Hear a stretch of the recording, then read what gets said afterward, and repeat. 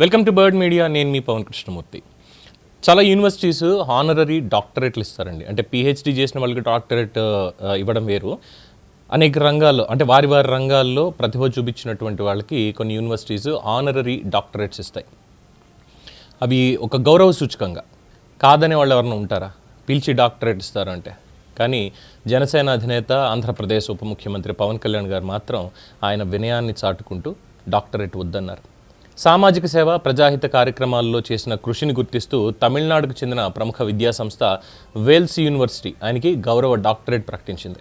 కానీ పవన్ కళ్యాణ్ ఆ గౌరవాన్ని అత్యంత సున్నితంగా తిరస్కరించడమే ఇప్పుడు కాస్త చర్చనీయాంశమైంది. చెన్నై పల్లవరంలో తమ క్యాంపస్లో నిర్వహించబోతున్న 14వ వార్షిక స్నాతకోత్సవానికి ముఖ్య అతిథిగా హాజరై ఈ గౌరవాన్ని స్వీకరించాలి అని వర్సిటీ ఛాన్సలర్ కె గణేష్ అధికారిక ఆహ్వానం పంపించారు. అయితే ఈ ఆహ్వానానికి స్పందించిన పవన్ కళ్యాణ్ ప్రత్యేక లేఖ ద్వారా తన నిర్ణయాన్ని కూడా తెలియజేశారు. తన పేరును గౌరవ డాక్టరేట్ కోసం ఎంపిక చేసినందుకు కృతజ్ఞతలు తెలుపుతూనే ఈ గౌరవాన్ని స్వీకరించలేకపోతున్నందుకు విచారం వ్యక్తం చేశారు. ఎందుకు అనంటే దేశానికి వివిధ రంగాల్లో విశిష్ట సేవలు అందించి సమాజంలో తనకంటే ఎంతో గొప్పగా రాణించిన వ్యక్తులు ఇంకా చాలామంది ఉన్నారు అని, అలాంటి అసాధారణ వ్యక్తులకి ఈ గౌరవం ఇవ్వడం మరింత సముచితం అని పేర్కొన్నారు ఆయన.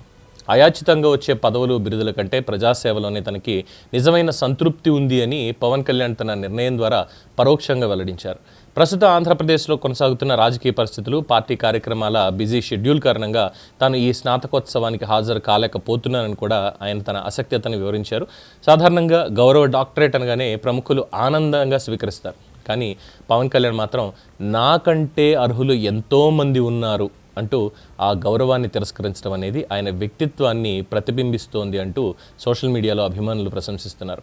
ఇదే 14వ స్నాతకోత్సవంలో గ్లోబల్ స్టార్ రామ్ చరణ్తో పాటుగా ISRO Chandrayaan 3 project director P వీరముత్తువేల్కి కూడా వేల్స్ వర్సిటీ గౌరవ డాక్టరేట్లు ప్రదానం చేయబోతోంది.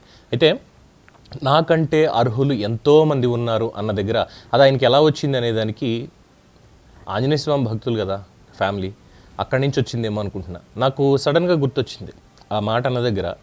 హనుమంతులు వారు లంకకి వెళ్ళి సీతమ్మని చూసిన తర్వాత, అమ్మ మీరు నా భుజం మీద కూర్చోండి తీసుకువెళ్ళిపోతాను నేను అంటారు చూసారా.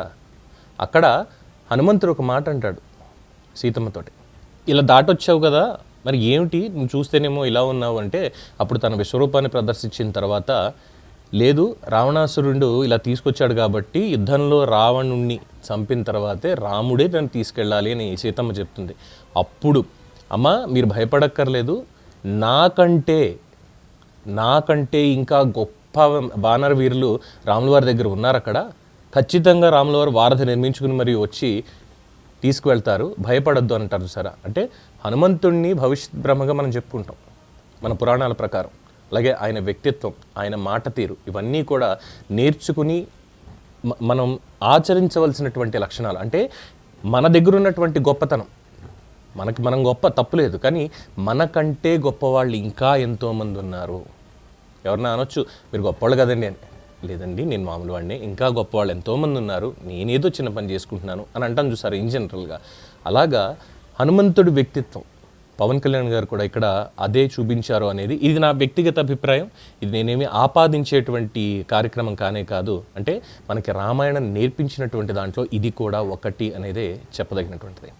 దీని మీద మీ అభిప్రాయం తెలియజేయండి. చూస్తూనే ఉండండి ది బర్డ్ మీడియా.